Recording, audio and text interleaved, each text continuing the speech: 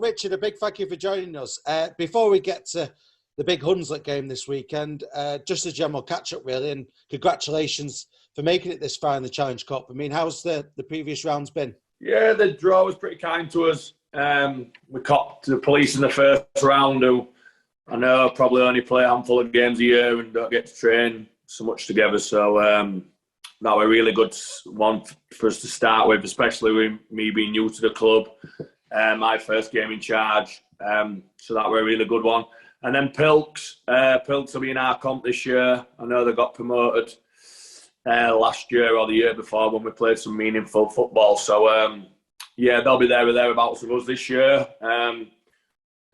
We turned up to play and, we progressed to the third round pretty comfortably. I was going to ask you about how you're settling in, because you took over, didn't you, in the closed season? So, bit tricky, I'm imagining, because COVID was very much still with us and still is. So how's that been, that settling in process at the club?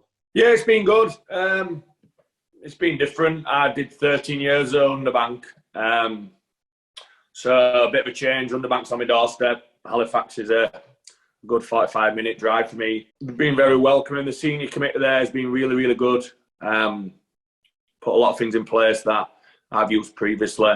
That they didn't have in place, as in cameramen and technology around editing games. And then the backroom staff, the assistant coaches I've got there, really helpful.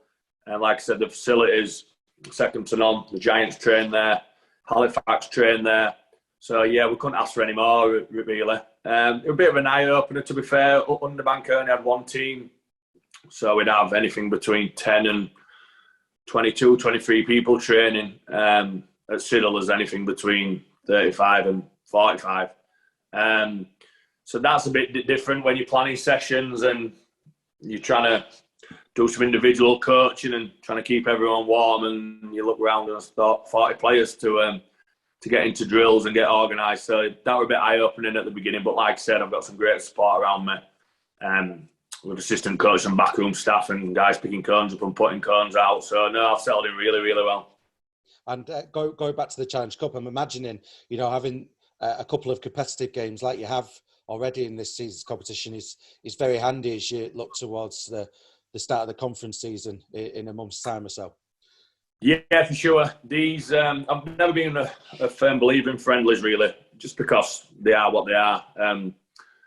People playing meaningful minutes and games and getting out of them what they need to get out of it's pretty hard. So I've always used the Challenge Cup as a lead up to the game, as in friendlies. So this week's just another game for us, really. We know we're never going to win the Challenge Cup, and our bread and butter is the NCL and the build up to the NCL. So these three games have been very, very valuable. We played a friendly last Saturday, because like I said, I've got 40 odd blokes who want to play, so you can only get 17 into a team on a Saturday. So, yeah, we've got this will be our fourth game. We'll have used around about 44. So everyone by this weekend will have had a run, which is good. That's what we wanted these games for. Obviously, we want to win, but we're more focused on rotating the squad and seeing how our combinations are working and giving people some game time, just so really they can put themselves in the shop window for the first game. I've probably seen maybe 5 or 6 of the players that are under me now play before. So, pretty difficult for me to find out what my best 17 is. And for them to try and impress when you only have a handful of games and you've got 40 blokes training, to try and put yourself at the front there and notice is pretty hard. So, yeah, these games have been very, very good for us. If we'd have been knocked out in the first round, then I think we'd have been having to play a lot more friendlies, which, like I said, I don't really think we get out of them what we do out of these competitive games. So Challenge Cup's been a great lead up to the start of the NCL season. And it's certainly a decent shop window this weekend. I mean, ordinarily at the South Leeds Stadium against Hunslet, who've won this competition in the past, that would be a big game. But the fact it's on the BBC website as well and on the red button, I mean, what does this mean for the club more generally? Yeah, for the club, I don't know financially what the outcome will be. I know the ticket pricing has been dropped to encourage people to go, which I think is a great idea. But for the club to get some supporters buses there and get the young kids along to see the senior team at Siddal, who they're aspiring to be, playing against a professional team in a stadium, that can only give them a spark for when they get back to training with their junior teams. And there were a bit of a spark there last night training for our boys, to be fair. We're not heaping any pressure on these games at all. It's just about us doing the right thing and getting to where we need to be. But I think there's a few booked themselves in for a fresh trim on Saturday, and I'll quite enjoy the focus that'll be on them on Saturday with their TV cameras being there. Let's put it that way. Yeah, and my mind goes back to previous Challenge Cup matches not too long ago against the likes of Toronto and Newcastle, particularly the Newcastle game.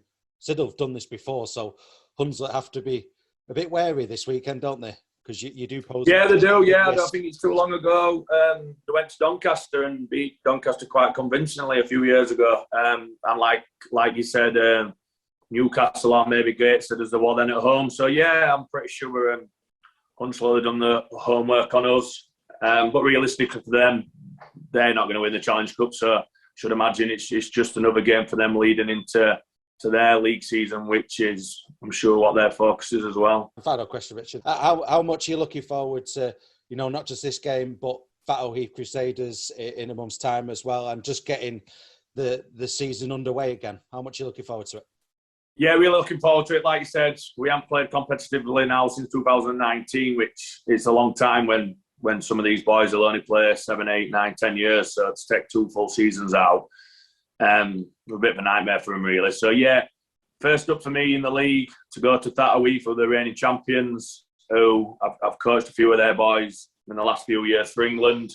So I know them pretty well. I know they'll be ready for us to come there, and they've got a title to defend. So yeah, we couldn't have started with a better draw for me. We might as well get the best teams up there first, and then we can see where we're at.